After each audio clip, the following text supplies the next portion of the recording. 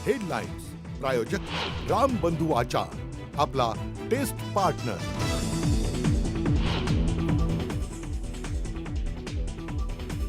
Online gaming विधेयकाला राष्ट्रपती द्रौपदी मुर्मूंकडून मंजुरी. ऑनलाईन गेमिंग विधेयकाचं आता कायद्यात रूपांतर. मराठा समाजाच्या उपसमितीच्या अध्यक्षपदी राधाकृष्ण विखे पाटलांची नियुक्ती. मनोज जरांगे पाटील यांच्या आंदोलनापूर्वीच सरकारकडून उपसमितीचं पुनर्गठन.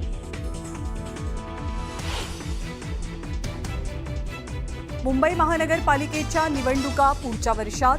प्रभाग रचनेत मोठे बदल नाहीत. 2017 सालची प्रभाग रचना जवळपास जैसे थे. तर पुणे महापालिकेच्या वॉर्ड रचनेचा प्रारूप आराखडा जाहीर. मुख्यमंत्री देवेंद्र फडणवीसांची उपमुख्यमंत्री एकनाथ शिंदे आणि अजित पवारांसोबत बैठक. गणेशोत्सवासोबतच स्थानिक स्वराज्य संस्था निवडणुकीच्या पार्श्वभूमीवर महायुतीच्या 3 प्रमुख नेत्यांची पहिलीच बैठक. न्यूज 18 लोकमतच्या बातमीनंतर मुख्यमंत्र्यांचा आयुक्तांना फोन. तक्रारींना अधिकारी उत्तरं देत नसल्यानं वाकोला ब्रिजवरती पडलेल्या खड्ड्यांची थेट मुख्यमंत्र्यांकडूनच दखल.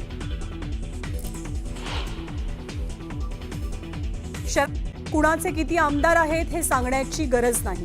पालकमंत्री पदाचा निर्णय मुख्यमंत्री घेतील. नाशिकच्या पालकमंत्री पदाच्या वादावरनं अजित पवारांनी भुजबळांना सुनावलं. 365 दिवसापैकी 322 दिवस हे शेतकऱ्याला संकटाचे दिवस येणार आहेत. सरकार फक्त मदत करू शकतं, पूर्ण नुकसान भरपाई देऊ शकत नाही. भाजप नेते पाशा पटेल यांचं वक्तव्य.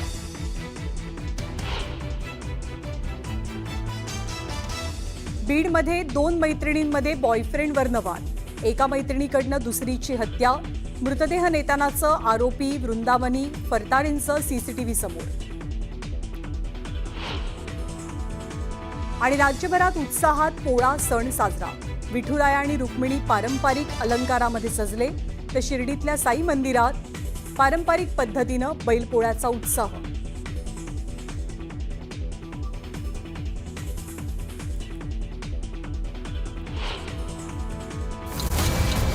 गणेशोत्सवाचा सण अवघ्या 4 दिवसांवरती आलाय.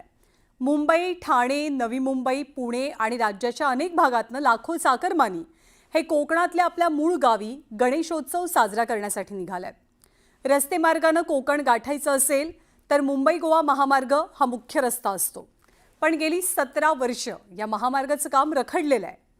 मुंबई गोवा महामार्गाला जर बोलता येत असतं तर त्यानं कोणत्या शब्दात आपल्या वेदना व्यक्त केल्या असत्या आणि हा हायवे काय म्हणाला असता. पाहूया एका महामार्गाची वेदना.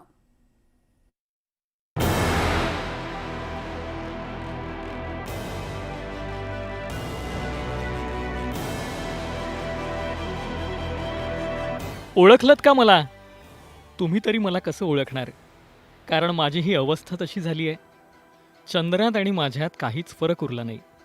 कारण चंद्राच्या पृष्ठभागावरही असेच खड्डे आहेत आणि माझीही तीच अवस्था झाली आहे. पण मी माझ्या अवस्थेवर बोलण्याच्या नादात तुम्हाला माझा परिचय करून देण्याचं विसरलो. तर मंडळी, मी आहे मुंबई गोवा हायवे.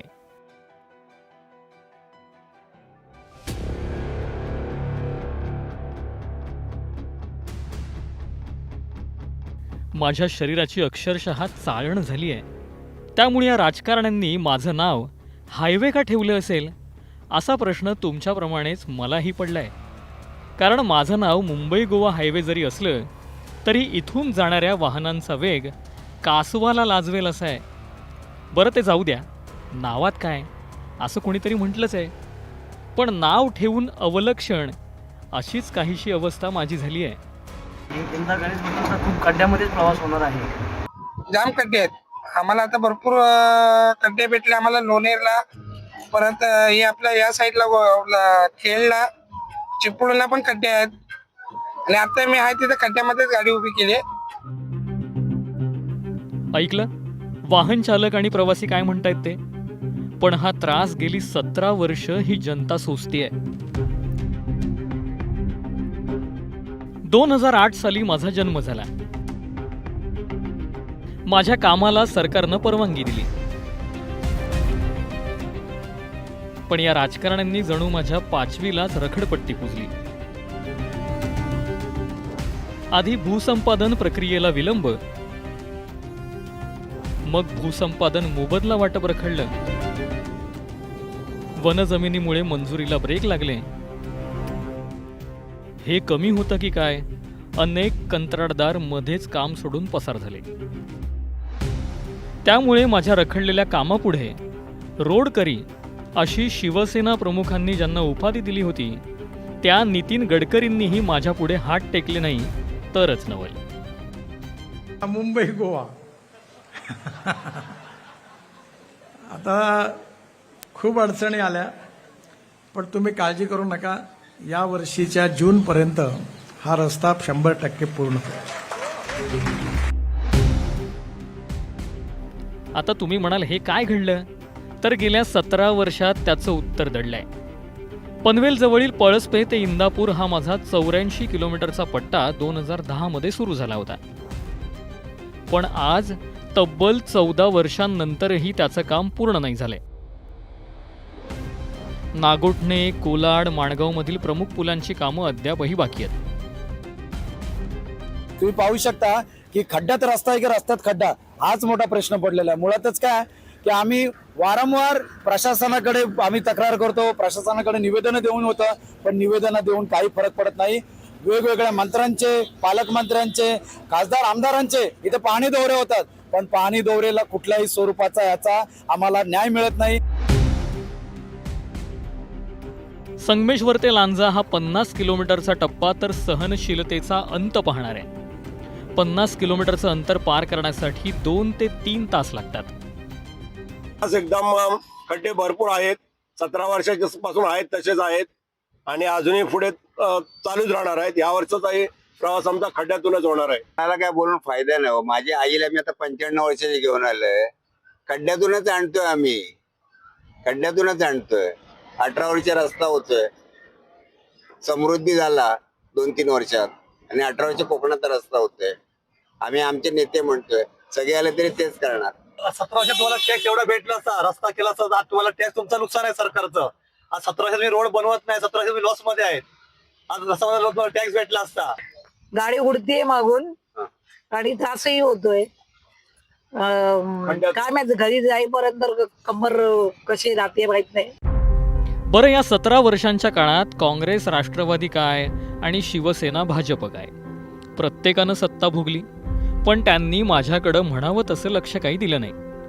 तिकडं माझ्यानंतर समृद्धी महामार्गाची घोषणा झाली आणि तो पूर्णही झाला, पण माझी रखडपट्टी काही दूर झाली नाही. तसं पाहायला गेलं तर महाराष्ट्रातील अनेक बडे नेते कोकणाचं प्रतिनिधित्व करतात. नारायण राणे हे राज्याचे मुख्यमंत्री होते, त्यांनी केंद्रीय मंत्रिपदही सांभाळलंय. सुनील तटकरे यांनीही काँग्रेसच्या सत्तेत मंत्रिपद भोगलं. अनंत गीतेही केंद्रात मंत्री होते. सध्याच्या राज्यातील सरकारमध्येही नितेश राणे, उदय सामंत, योगेश कदम हे मंत्री आहेत. 6,000 कोटीचं बजेट 15,000 कोटींवर पोहोचलं, पण असं असतानाही माझं काम काही पूर्ण होताना दिसत नाही. माझी अश्वत्थामाप्रमाणे अवस्था झाली आहे. गेली 17 वर्ष खड्डे आणि रखडपट्टीही भळभळती जखम घेऊन मी जगतोय. Bureau report, news 18 Lokmat.